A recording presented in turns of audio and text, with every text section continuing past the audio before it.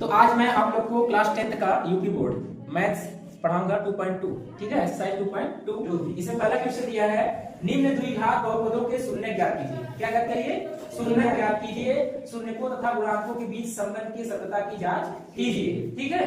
तो पहला क्वेश्चन हम लोग देखते हैं, पहला क्वेश्चन, ठीक है, फर्स्ट और ये 2.2 है ना। पहला क्वेश्चन क्या है?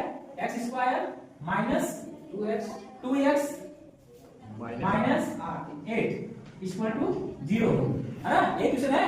Yes sir. x square minus 2x minus 8 equal to 0। पहले हम इसके शून्य ज्ञात कर लेते हैं, उसके बाद फिर संबंध बताते हैं, फिर सत्यता की जांच कर लेते हैं। चलिए यहाँ पे हम देखते हैं x स्क्वायर का गुणा क्या होता है? 1 होता है, और 1 का गुणा 8 करेंगे तो 8 1 का 8 का गुणनखंड हमें ऐसा करना है कि वो कितना आ जाए? 2। कितना आ जाए? 2, और गुणा करने पे 8 हो जाए। तो 8 का गुणनखंड करेंगे कैसे? 2 चौक 8, 2 दूनी 4, 2 1 का 2, 2 दूनी 4 और यह 2 ना, तो 4 दूनी 8, और गुणा करने का 8 बन जाएगा, और 4 में से 2 घटा देंगे तो 2 आ जाएगा। क्यों? तो x स्क्वायर यहाँ से 4 माइनस 2 करेंगे, 4 में से 2 जाएगा, कितना आएगा? 2 आएगा, और गुणा करने पे 8 हो जाएगा, और यह x जो है x लिख देंगे minus 8 equal to 0। x square, अब यह ब्रैकेट से जब हम ब्रैकेट हटाते हैं, इसके सामने अगर माइनस का साइन है तो अंदर की सारी चीजें क्या होती हैं? बदल जाती हैं, ठीक है। x को पूरा 4 के साथ करेंगे तो माइनस 4x, यह माइनस का माइनस होता है तो प्लस, और यह कितना आ जाएगा? 2x माइनस 8 बराबर 0। इतना बेसिक चीज आप जानते हैं, बुरा बात करना, ठीक है, आप लोग कोई प्रॉब्लम नहीं होनी चाहिए। अब यहाँ पे पेयर बनाते हैं, क्या बनाते हैं? पेयर। ऐसे कॉपी में नहीं करेंगे, बस हम आपको दिखा रहे हैं, ठीक है। ये लाइनिंग आप कॉपी में नहीं खींचेंगे, ठीक है, इसको मैं ऐसे दिखा रहा हूं। पेयर ऐसे बना लेंगे, इसमें देख लेंगे क्या कॉमन दिख रही है, इसमें देखेंगे x कॉमन दिख रहा है जो दोनों में है, x कॉमन कर लेंगे, यहां से क्या हो जाएगा? x कॉमन करेंगे, 2 है ना, x पावर 2 है, तो x पावर 2 में से 1 निकल जाएगा तो x पावर 1 बचेगा। हम इसको लिख सकते हैं x माइनस क्या है?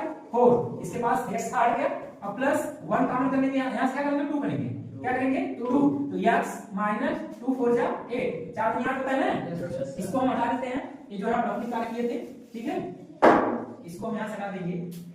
अब यहाँ देखिए ब्रैकेट की चीज हमारी क्या है? सेम आई हुई है, ठीक है। तो इसमें से आप क्या कर सकते हैं? एक लिख सकते हैं या इसको कॉमन कर सकते हैं। बहुत तो बताते हैं कि दो चीजें दिख रही थी, यहाँ बीच में प्लस था, इन दोनों में से एक को कॉमन कर लेंगे, तो यहाँ से अकेला बचेगा कौन? x, और एक प्लस है और ये 2 बचेगा बराबर 0। और बहुत लोग ऐसे बताते हैं कि दो चीजें दिख रही है, लेकिन नियम तो यही है कि जो दो चीज दिख रही है उसमें से कॉमन कर लेंगे तो x प्लस 2 बचेगा, यह दूसरे ब्रैकेट में हो जाएगा। बताना यही चाहिए, लेकिन कुछ लोग बच्चों को आसान करने के लिए बता देते हैं 2 दिख रहा था, एक लिख लो, ठीक, और x लिख लो प्लस 2 लिख लो, ठीक है, इस तरीके से। तो यहां से इसका हमें मूल ज्ञात करने के लिए x माइनस 4, ठीक है, बराबर क्या लिखेंगे? 0, और x प्लस 2 बराबर 0। इसको हम लिख देंगे x बराबर कितना? 4, इसको लिख देंगे x बराबर माइनस 2। हमारे दो मूल आ गए हैं, एक है x बराबर 4, एक है x बराबर माइनस 2। इसमें आप दोनों को अलग अलग नाम दे सकते हैं, चाहे इसको अल्फा कर लीजिए, चाहे इसको अल्फा कर लीजिए, चाहे इसको बीटा कर लीजिए, चाहे इसको बीटा कर लीजिए, ठीक। आप लोगों को मैं पहले बता दिया था कि द्विघात समीकरण का मानक रूप क्या होता है? ax square plus bx plus c बराबर 0, जिसमें हम लोग शून्यकों का योग निकाले थे alpha plus beta equal to minus b by a, और शून्यकों का गुणनफल निकाले थे alpha into beta equal to c by a, ये बताए थे। तो अब हम निकालते हैं शून्यकों का योग। शून्यकों का योग क्या होता है? शून्यकों का योग अल्फा प्लस बीटा। यहाँ देखिए संबंध बता देते हैं पहले, ठीक है, ताकि आप जांच करें आसानी से।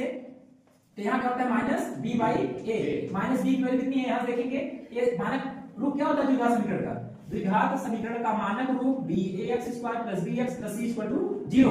समझ में आ रहा है ना? तो यहाँ से a की वैल्यू x स्क्वायर के बगल में a होता है, x की बगल में b होता है, और c कांस्टेंट होता है, अकेला होता है, ठीक है, ये फ्री होता है। तो यहाँ देखिए हमें यहाँ b की वैल्यू निकालनी है, b किसके बगल में है? x के बगल में, x के बगल में कौन है? 2, और इसका चिन्ह क्या है? माइनस, और पहले से इसके पास माइनस था, ठीक है।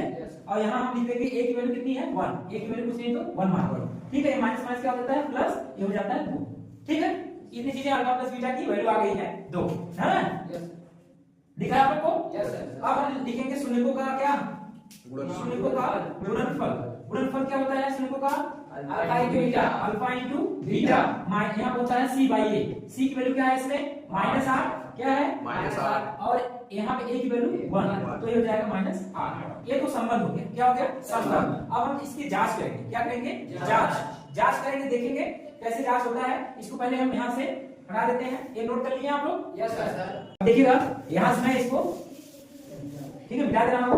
अब हम देखिए सत्यता की जांच करेंगे, लिखेंगे सत्यता, है ना, सत्यता की जांच, सत्यता की जांच। सत्यता की जांच क्या होता है? शून्यकों का योग, पहले लिखेंगे शून्यकों का योग, शून्यकों का योग बराबर क्या होता है? Alpha plus beta, alpha plus beta. Beta हम बताए थे ये जो दो मूल हैं इसमें किसी को भी हम अल्फा कह सकते हैं, किसी को भी बीटा कह सकते हैं। अगर फर्स्ट को अल्फा कह रहे हैं तो 4, बीटा कहेंगे तो -2, क्यों?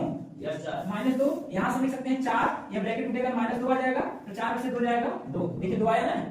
यस सर, ये है शून्यकों का योग। ठीक है, इसी तरीके से शून्यकों का गुणनफल क्या होता है बाबू? शून्यकों का गुणनफल बता दें, किसी एक को मान लेंगे अल्फा, किसी एक को मान लेंगे बीटा, तो माइनस कितना है 2, तो 4 दूनी 8 -8, देखिए -8 आपका रहता है सत्यता की जांच।